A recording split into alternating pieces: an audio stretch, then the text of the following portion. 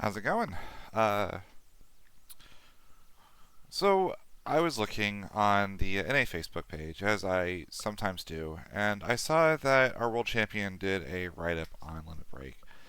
We kind of wanted to talk more about Limit Break at some point. I just hadn't really decided what I wanted to talk about with it and why.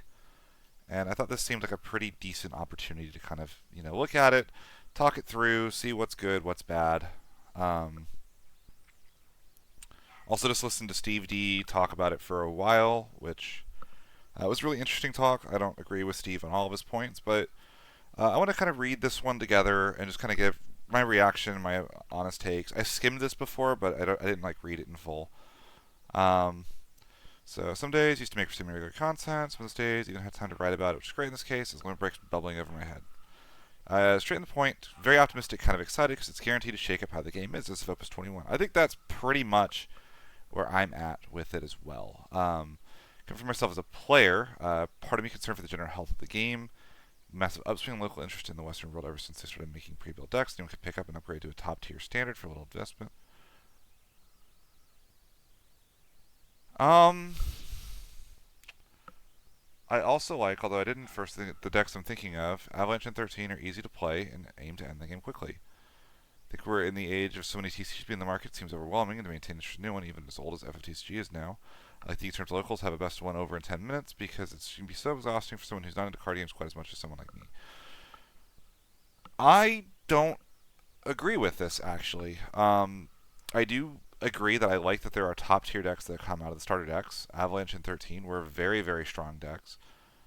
But I don't think 13 is particularly well designed. I think that 13 teaches bad habits in a way that Avalanche didn't, because Avalanche still wanted to play backups, and Avalanche taught you the value of card advantage. 13 teaches you the value of putting three forwards on the field. Um, and it's not like the games that go long don't happen. There are games against 13 where if your opponent stabilizes, you have to play the late game, and I think that if the goal is to avoid those, then I guess once you get past that point with 13, they can just kind of scoop once you stabilize. But I don't know. I don't like the idea of a deck like 13 where outside of exactly Steve Sauce, it feels like it's a low agency but high power deck. There were plenty of games playing against 13 where I would just lose on what they drew. And that's not a knock against my opponents for playing the deck. It was very powerful, but it's very frustrating. And I actually think that Steve is right in that any player that's played the game a lot would see the 13 deck do its thing, and you'd kind of groan because you don't get to play Final Fantasy anymore. It compares it to Yu-Gi-Oh, which you play once a week as an organizer. Mo stores local tournament. Granted, it's best of three, so it's a little bit more taxing, but 3 turns can take 30 minutes. Yeah, that's Yu-Gi-Oh. It's set through your opponent making an unbreakable board. Never actually play. Not even Rufus Rug. This opus is quite a little one-sided. Actual gameplay is probably equal to Final Fantasy, but there's a whole song and dance as one monster becomes another, which summons another guy, which adds all the pieces of Exodia to your hand or something. Um, in some ways, yes. There are games in Yu-Gi-Oh where you draw your 5 cards, you have no hand traps, your opponent does full combo, and you scoop it up because you don't have a board breaker in hand. Uh, but that's not always, and a lot of times the decks that do that are hated out of the format. A lot of the best decks end up actually being relatively mid-rangey.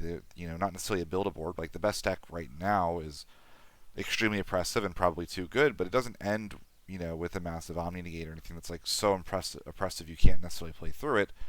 It's just so recursive and so good at what it does that you just don't really have a chance against it anyway. Um, but Yu-Gi-Oh is very taxing to play because you have to time your hand traps and interruptions properly, and then once you go second, you have to bait out your opponent's interruptions in a way that allows you to play through what their board is, and then either OTK or build enough of a board where your opponent can't snap back and kill you. So they're just kind of different games, but I think he's just using it as a frame of reference. Thoughts of the game? I think it's really healthy. I don't agree. Recent reports out of Japan were the only competitive play is currently happening. Okay, prove that. Sure, Wall 7 has the greatest success, but the margin isn't huge, and it's fine for a new card that created an entirely new archetype or a mesh of archetypes to catch that level of success. Um, I guess. New cards can create new archetypes and do new things, but I do think there's a healthier way to do that than what Wall 7 did. As always, surprise factor wore off. Smart play figured out the gaps. It came down to a lot. Came down a lot in terms of power and fear factor. See, my problem with Wall 7 isn't even necessarily the power level, it's the lack of general counterplay. It really comes down to almost like Amaterasu or lock them from casting the wall, or you just kind of lose. And then the problem is that when they do hit the multiple forwards, unless you hit them with exactly Shantoto, which trades even, or worse than even because they'll probably get some card advantage out of the cards that hit the field. If you do a traditional board wipe, say you Titan, Heka, Shinryu them, you actually power the deck up for the second wall because now a Gilgamesh ends the game. So I actually don't think that there's really enough counterplay to what Wall 7 does, and I think that's the problem with the deck. Not necessarily that it is. I mean, like, I don't see how it comes down in terms of power. It definitely, like, the fear factor is always going to be there as well. Like, if I'm prepping for an event right now, the number one deck I'm looking to beat is Wall 7, judging by especially how Day 2 at the Winter Cup went. Take a stab. Sure, majority of people reading this took a stab at guessing how you'd play or cast limit break characters. I had my guesses too, so did a bunch of other people. I thought it would be a power mechanic, have a Zac and Aerith in the field, and then you could play this on top of the Zac, keep the old Zac's abilities. But some came close. Not a single person got a dead-on correct answer. Borrows heavily from Companion and appears Magic the Gathering are rightfully cautious. There's no particular assurance it will have the same effect. Final Fantasy TCG improved on a lot of outdated mechanics of Magic. The entire base formula being able to discard for CPs in order to avoid total brick hands has undoubtedly made it more of a fluid and balanced game. I 100% agree here. Reducing the amount of brick hands by doing this is the best thing that they did. But I'm not sure that we did improve that much on some of the outdated mechanics. I think that crystals share a lot of the issues that energy did in Magic.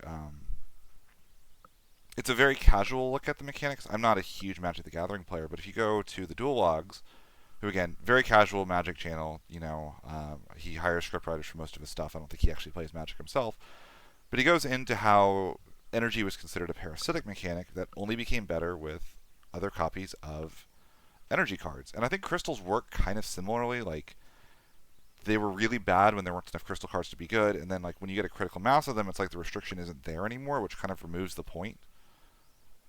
And then if they stopped printing crystal cards, they would just kind of fall out of favor because you would stop playing them. Like, there just wouldn't be good ones printed anymore. So I do like crystals, actually. I think they've actually come out okay, but I don't think they fixed the issues that Magic had with energy. I do think, though, that the companion comparisons are not super accurate. And, like, yes, there is the comparison with companion in that your companion deck your companion is always accessible no matter what you do.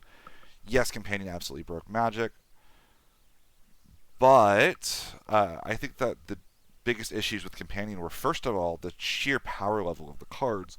These weren't printed to be utility cards ever. Every companion was meant to be almost a build around in a way. It was like they were printing archetypes into the companion zone, and that was actually one of the bigger problems, is that when those archetypes were good, or the card naturally had synergy with what was already good in the game, like Luris, the game broke.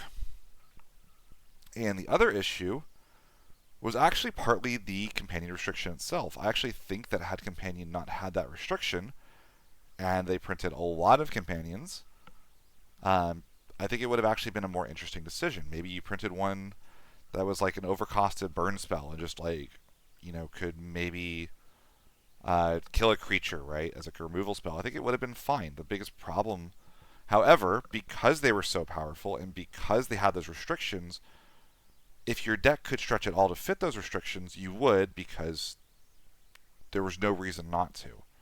The extra value of having access to a companion is better than optimizing the last 4 cards in your deck list, for example, right? And that's kind of what Magic ended up missing. They knew before they went into it. They'd experimented with it in the past and had issues. And in their mind, putting the deck building restriction meant that, well, we were removing the randomness and trying to like force people to adapt to build around the cards. But it ended up making the decks feel very samey because there's only so many good options you could do with that. So I think the fact that the Limit Break deck is not restricted to one player. I know there's like some issue, like fears of like, oh well, if colors are better, then like certain colors having good Limit Break cards will be problematic. Like say if you're playing a fire deck, well Zach like can round pings up. Maybe he's not as good as Victoria is.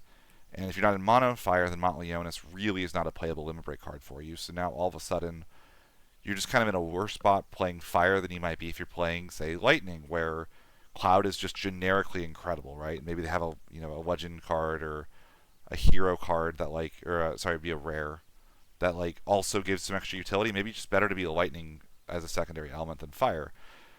But that's true in general. If they print like when they printed Amaterasu in fire and didn't get that ability to any other element, fire just became the best thing to have summon synergy with because of Amaterasu, right?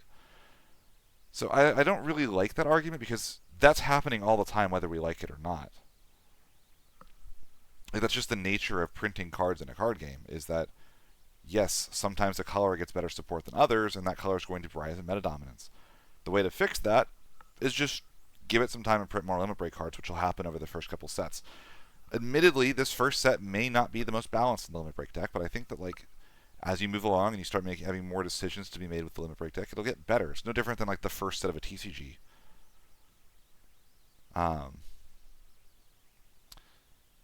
Thought of being a good content creator writing an article. The day fell in the first. Wanted to wait and see a couple more legends to really form an opinion.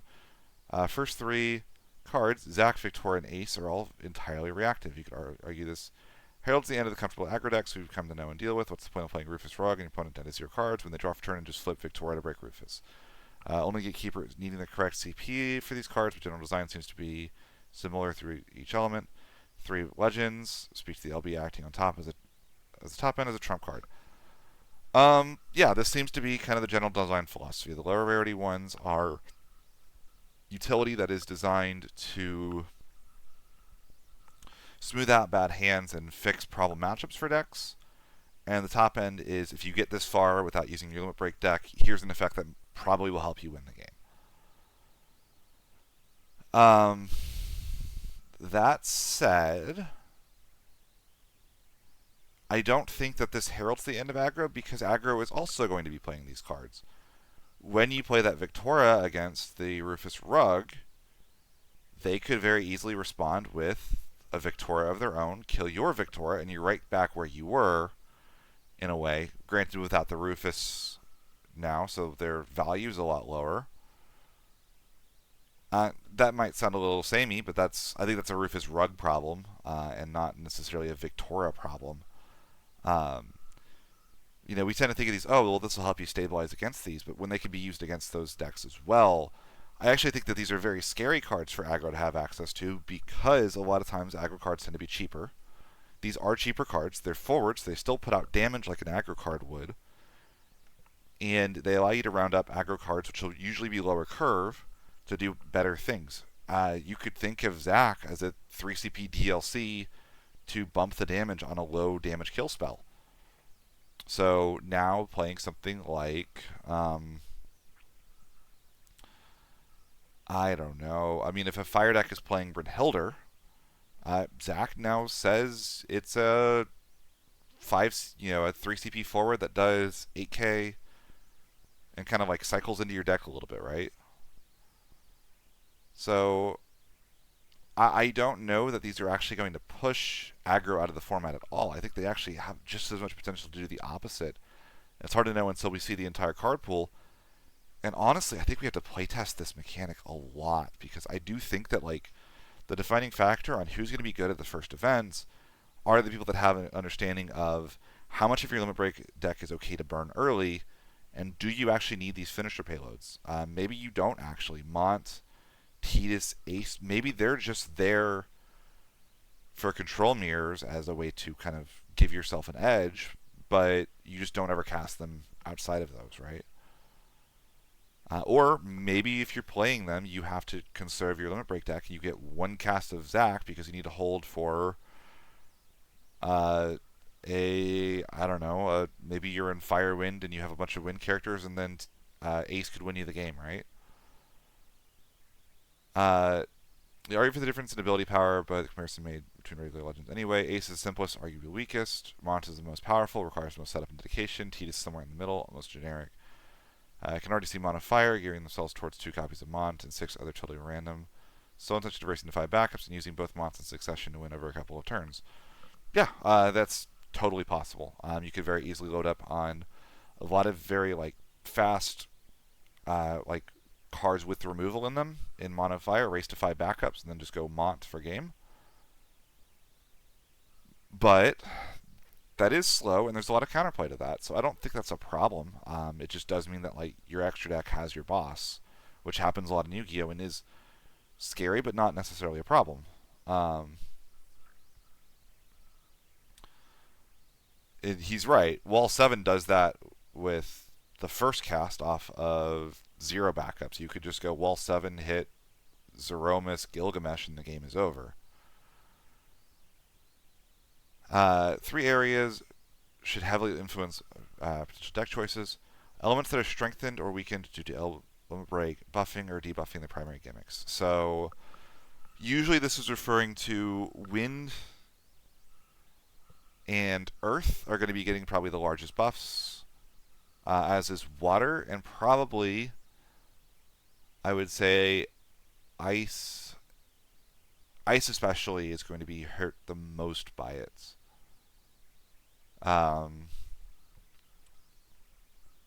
Given that the way these decks tend to play out is wind. If there was a 2 CP 1000 power forward in the Limit Break deck, there were times you would cast that card because it gives you an extra cast. So having access to extra cards in hand is always an extremely powerful effect for wind. Earth gets access to multiple colors as part of their color pie. Therefore, they can cast any Limit Break cards. So whatever the best Limit Break cards are, Earth will be able to cast. And water's removal being bounce focused is actually really, really, really good, because it doesn't just, it basically deletes as opposed to bounces against Limit Break cards. Limit Break decks not being limited to 2 elements, allowing multicolor decks to run every element and cast anything. I would not be surprised to see random off-color Moogles tacked, for instance. Let's say you're in Earth, Wind, right? There's a non-zero chance you just run the Earth class Moogle, so you can cast the Cloud, because Cloud is that good potentially at stabilizing against aggro, right?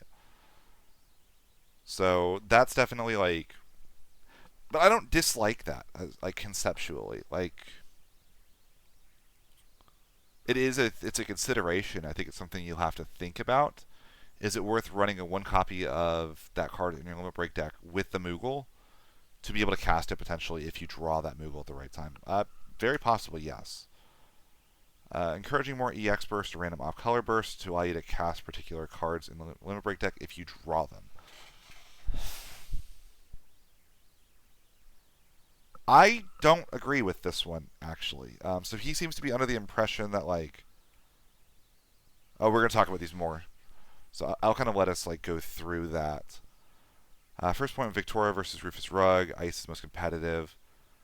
Does ban as an actual element rather than just half of Lock and Sid Haze, since Gesper and Thaumaturge. Doesn't count Ice Lightning. The deck has never actually been good.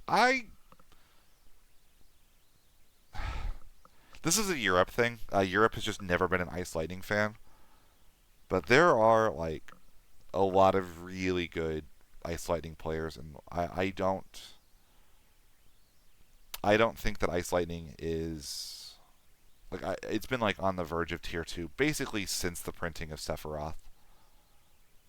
They got the most buffs in the second wave of multi-element support. I think their backups are incredibly consistent. And they have a lot of actual flexibility. I was very surprised at, I even lost games with Felthanos on field, which should have been an auto-win card against Ice Lightning.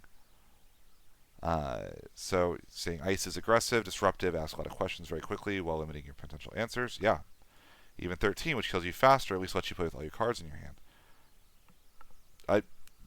Kind of. FF13 does not let you play backups because you're going to die if you try to. But I guess in theory, you don't have to discard to 13, so you can use them to pay for other cards. Sure. I don't know if this is the deliberate purpose of implicating Limit Break. Minimize Rufus roguelike decks, simply a byproduct. It's just that is what the mechanic was always going to do. Which, to be fair, I think discard is stronger in Final Fantasy than it is in any other card game because you're also cutting. When you discard your opponent's hand in Magic, sure they're only drawing one card as opposed to two, like they are in Final Fantasy, but you're also breaking two lands in a way in Final Fantasy when you force a discard, and that's not the case in Magic. Yu-Gi-Oh, you're kind of also breaking lands information, but Yu-Gi-Oh, any card you draw, you can play. You can't get to the lockout state like you can in Final Fantasy, where you just can't play any card, the cards in your hand because you don't have active backups and no cards in hand, right? So I actually think I am okay with a nerf to discard personally. I think discard is a card, is an effect they should stop freaking printing as much as they have, but they're not going to. So that's a losing battle for me. I don't think Rufus Rug is particularly good or reliable, but it is toxic for new players. This kind of alludes to what I was talking about with Rufus Rug, where I think Rufus Rug, in the hands of a beginner and the hands of an expert, will win 65% of the time and 65% of the time. There's not a lot of really interesting decisions to be made sometimes with the deck, which means it's a low agency deck, which I think means that a good player like Hancox is going to underrate the deck because it's not one that he's looking to play. I don't think that it's going to play to his strengths to gamble on his opponent not having the out when Hancox can instead happily go to late game, make decisions, and outplay his opponent. However, I do think it's incredibly toxic and difficult to play with. It gatekeeps decks, it causes problems, and I think it's incredibly salt-inducing. I think that's a reason to actually nerf the deck as is. Ice can adjust in the Griever decks that are already popular, already are, they've been forced to play less aggressively as people started slotting 6 CP Une, which is the direct counter. Sure, yeah, Une is a huge problem for Griever. I don't think that's like a. I like that makes sense.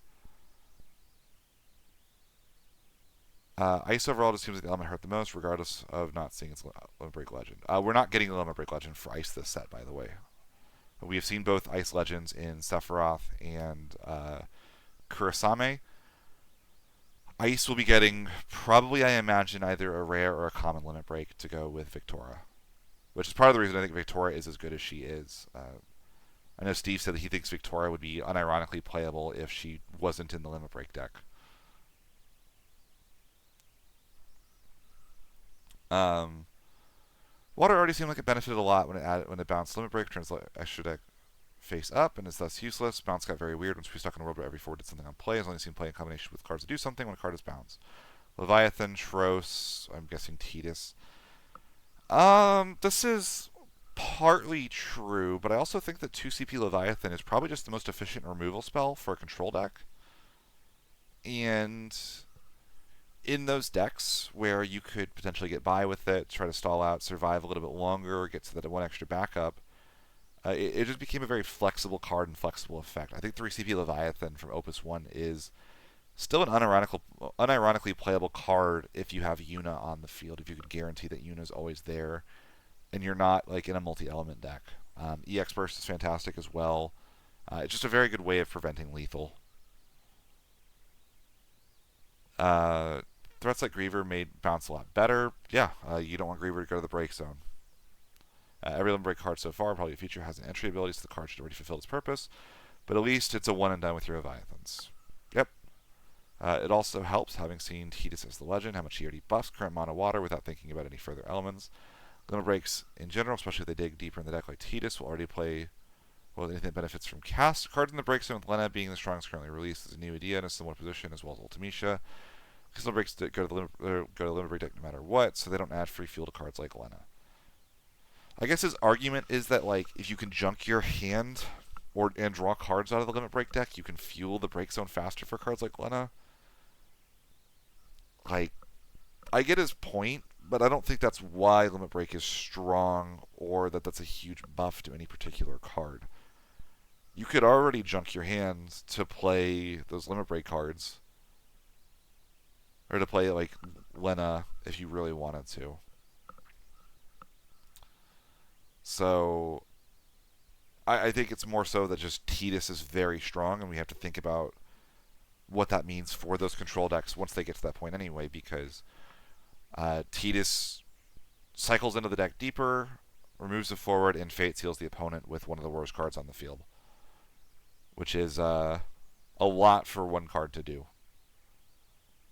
I need to wait to see all Limit Break cards together, but it's a fair argument Limit Break buffs win the most, even though I don't think Ace is very good.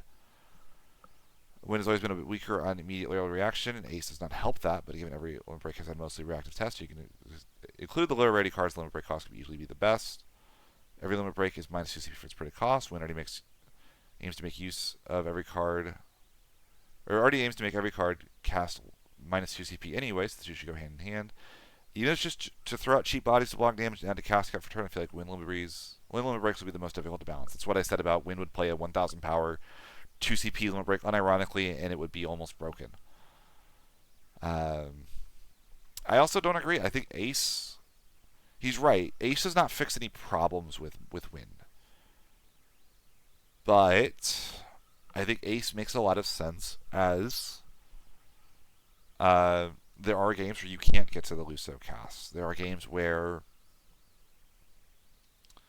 your opponent misdragons the Luso on the stack. I think people underestimate how vulnerable Luso can be, and the fact that Wind is a good deck without Luso a lot of the time. There are a lot of variants that don't necessarily need a Luso to be the best card in the deck. One of the weirdest things that I had to readjust to, because I'd gotten so used to playing Mono Wind, was when I played my Earthwind Retainers list. Luso 7 was actually not usually my goal. In fact, I very rarely needed it. Like, I would get there on occasion, but because that deck would have control elements that would slow the game state down already, the Luso 7, a lot of times, I would get to 5 casts with the ability to go to Luso 7. It just would not be worth doing. I found that 5 casts was actually like a pretty good stopping place a lot of the time, just to try to get the Rosa reveal without burning too many resources. It's kind of surprised there's not a limit to the number of elements in the Limit Break deck. 4-color wall decks were already difficult to build, but in a good way. A well-built, previously unseen version of the deck would always tend to take a knowledgeable pilot pretty well far in the tournament. So, I think that there's actually an issue with 4-color wall decks that people kind of underrate as a problem, which is that 4-color wall can play the best cards in 4 different elements as long as they're not archetype locked. The only way that, like, you don't play a card is if it only works specifically within your own element. But those 4-color wall decks are able to play Amaterasu. They're able to play 2 CP Zidane if you're into that. They're able to play Rydia. They're able to play Porum and Palom if they wanted to. Wind Cecil they can play. Like, these are all cards that are independently powerful, but the 4-color Warrior of Light decks get to just pick and choose the best cards they want in each of those categories. Limit Break deck, not having any element restrictions, just add to the creativity and creates a mind game for the opponent that may not be present in matchup, but the Limit Break will have obvious inclusions and focuses. Again, this is kind of what I was talking about with the Moogles, where assuming you even have a searcher for a Moogle, you probably are a little scared if a Moogle is in play. And I think there's even an argument that, like, if there is a decent water Limit Break, that you can play the Philo and Wind, for example, and now your opponent has to respect that the water Limit Breaks could be in play. It won't be the case for the first opus. I'm going to explain why the legends seem more mono-focused in general. If Ace or Mont didn't specify elements, it would be crazy. Tidus doesn't specify water for its backups, but does require 4 water CP to resolve the ability. Low rarity cards might shine here. Victoria is a big draw to Ice Wind, as her mere presence in a game will force some degree of caution from overly aggressive strategies. Multicolor strategies will also lend themselves well to strong EX bursts. In fact, many of the 4-color strategies started cutting or entirely dropping 7 CP Shantoto in recent months, even though she goes hand in hand with generating CP and protecting the life totals. This is because the EX burst already acts as a deterrent for mindless attacking, and also because these decks get to cherry pick the best bursts available. Kind of. I do think, though, there were a lot of rainbow decks that still considered doing something like Verena, Princess Goblin, Princess Sarah, and those decks would consider Shantoto. He's right that a lot of 4-color decks right now are considering shaving Shantoto. Think like the Claris, King Tycoon, Lena, Edgar engine. But those 4-color decks, he's right. They have a lot of EX bursts, but that's not why you're cutting Shantota. You're cutting Shantota because you have a lot of named backups that have to cascade specifically into each other card. So you have to play a large quantity because a lot of times you're pitching them to pay for the other copies of themselves, and the EX burst being an occasional draw is kind of the bonus. It's very strong because of that. I don't know how good that would be without it. But that is why you see Claris, King Tycoon, Lena, Tyro being so dominant, is that is 12 EX bursts for essentially no cost. Um,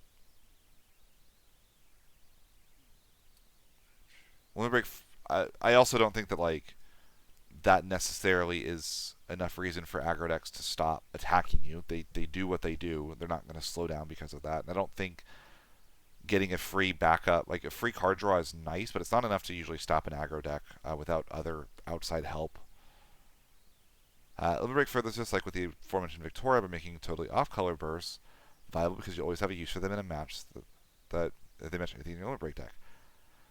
I can honestly see, especially in this first Limit Break deck, playing anywhere between 1 to 3 copies of a strong burst that doesn't even match your colors, because if you draw it, it's fodder for a strong Limit Break, and if you EX burst it, you probably didn't need the Limit Break anyway. So what is this referring to? I guess he's talking like 7 CP Odin. And in theory, that Odin, if you draw it, is not actually Odin, it's Cloud in your Limit Break deck.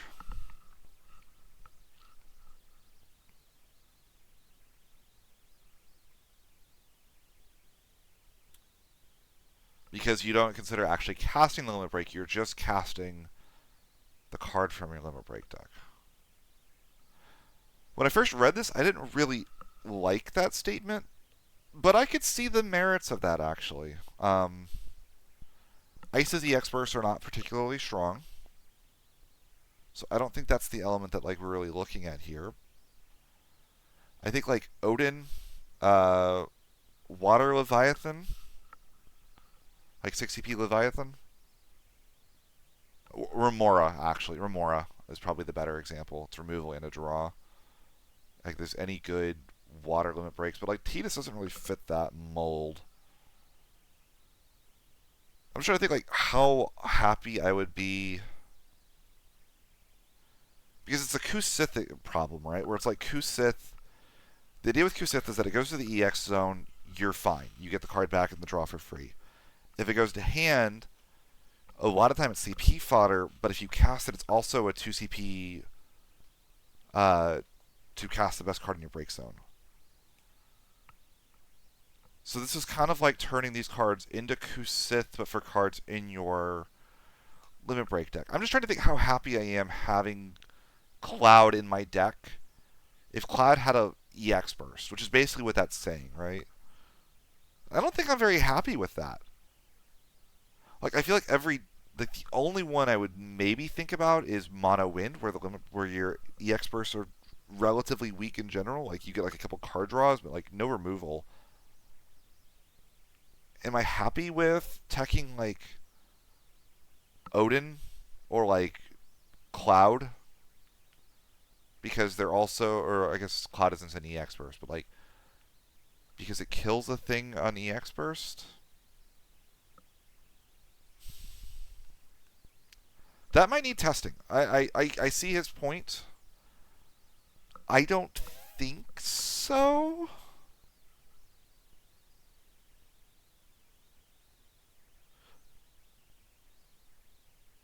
Like, would I play Cloud unironically? Probably not. Victoria, maybe, but there's no good Ice EX burst, right? You get like a lot of like Dull Freeze. What are the Ice EX bursts? You could run like Summon Recursion. Wouldn't be horrible.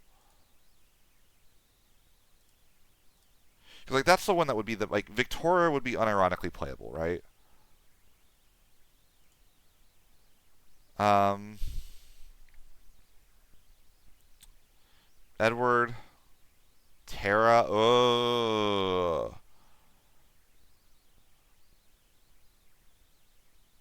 I would play an EX burst, get back a summon, or kill a dull forward. That also is Victoria if you actually cast it. Hmm.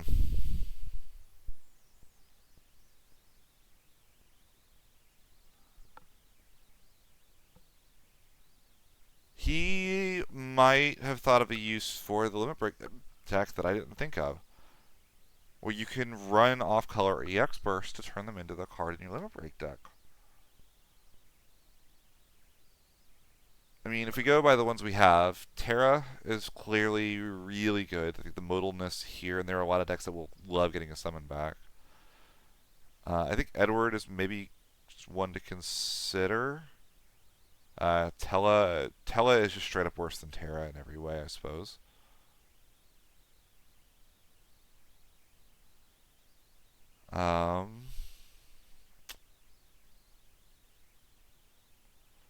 Mind Flare is a draw and like sets card advantage on an EX burst, maybe reduce the damage a tiny bit. You can dull freeze 2 attackers.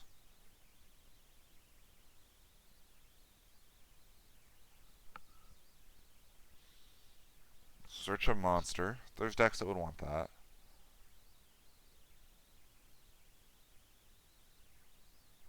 I don't think we'd do a Dark Sephiroth Searcher. I might need to pick up a copy of this Umaro, actually. That does not seem bad, I'll be honest. EX Burst, get a monster from the deck, and then on cast, do 7. Yeah, this Shiva... I don't think anybody's going to tech for Zac as of right now. Let's check the lightning ones real quick, just because we're in here right now. Reeve. Reeve is really good. Aranea. I could see Sonnen being teched, especially in an Earth deck. Like, Mono Earth could easily play Sonnen to get access to Cloud.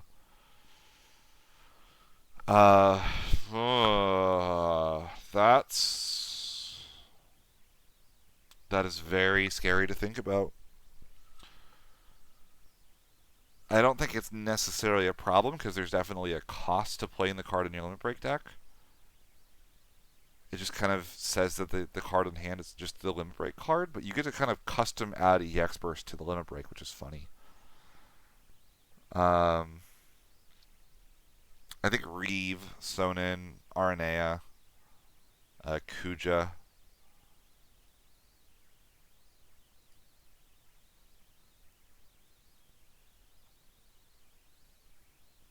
7 CP Odin. Diana in Mono Wind would be very funny, actually. Searches Luso. This is actually a EX burst. It's a 2-for-1. That's another one to consider.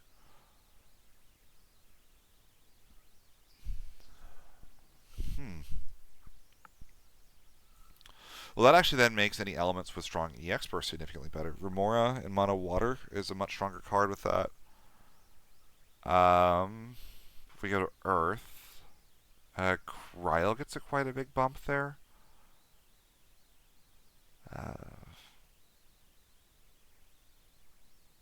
Kusith. Oh my gosh, you could tech Tyro as an off-color card. Ooh. Hilariously, this means the wind limit breaks are not very good for this because wind EXs are not particularly strong. I think you get a draw card as the best. Maybe Kane would be your best option for that. It's either draw a card or you can activate to avoid lethal. Water's Remora. Fire, a lot of kill spells. Moro is actually a really interesting one. That would be a draw 2, discard 1. I could see this actually being really nice in a as an EX burst. Brynhilder could be 2-for-1 in the right situation. Ifrita's a funny one, actually. If you ran 3 Ifrita, you could cast the Limit Break Fire card. You could cast the Zac. Or, when this hits an EX burst, it draws you a copy of Zac and does 7k. This card gets a lot better, actually. Any 2-for-1 EX burst gets really scary. And this also thins itself out of the deck so you don't draw more fire cards. Hmm. Wind, I've been over that. Light or dark don't matter. So, huh.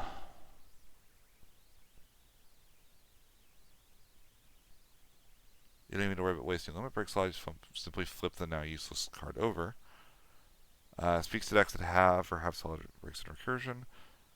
3 CP multi-garnet here with Rydia and Yuna in multicolor summon strategies. Caught slipping the early turn, spinning the other pieces of things. All those annoying bricks can fuel additional time. And that's what limit break cards are for. Yeah, the aggros can respond to you with the limit break at their own business, and then after already slowed them down, something like Victoria or Cloud break something and then discard on attack. Ace is the most threatening to live a turn, and that's a green card. I'm going to leave it there for now. Don't particularly enjoy rating half mechanic, half an opus, individual cards in a vacuum. It's fun, but it's speculation. It's a huge waste of time. Okay, yeah. As day one, I'm enjoying the additional depth of mechanic. Fan of playing less aggressive decks. I appreciate the unexpected deterrent. So enjoys cracking complex board states and thinking turns ahead. Looks forward to the challenge. Prevented by other players being forced to do the same and think harder about the little things. I'm very excited about that part of it. But as a community leader who struggles as much to draw in new players as he does to encourage the old ones to show face sometimes, can't help but think the face value complexity of a separate pile of cards on the table might make life more difficult. But I've been wrong before. Maybe that shiny gold border and added fluidity of match is exactly what we need to excite the new and reignite the old. I think the best way to do this is a ban list. More regular ban lists are a good thing. They get people excited to play the game again because oppressive stuff is gone. Nobody wants to sit across from somebody casting 8 cards on their turn. I've had like newer players like kind of be politely salty to me when I do that. For good reason. I should not be taking that long as my turn equity. I'll be back on 25th of February, community thing. Anyone paying close enough attention will already know what it is, but you have to wait a few days before you see quite how much it will revolutionize drafts and pre-release gameplay. I'm guessing this is a low rarity card if he's talking draft and pre-release. I have no idea what it is by reading that, but sure. Anyways, I thought this was kind of an interesting thing. Alex, I'm going to link the article in the description, but he does good work. He is a very interesting person to hear talk about the game because I think he thinks about it on a different axis from a lot of other players. Clearly is one of, if not the best player in the world, and I think that even though good players can have incorrect perceptions, just see all the people that are complaining about people complaining about aggro format on the Facebook page by pretty decent players. And I think it's worth reading, understanding, and I think that he is probably one of the higher insight levels that we could have for what this could look like in the future. So if you made it this far, thanks for watching. Go check out the original article. Go tell Alex that you enjoyed it. And thanks for watching.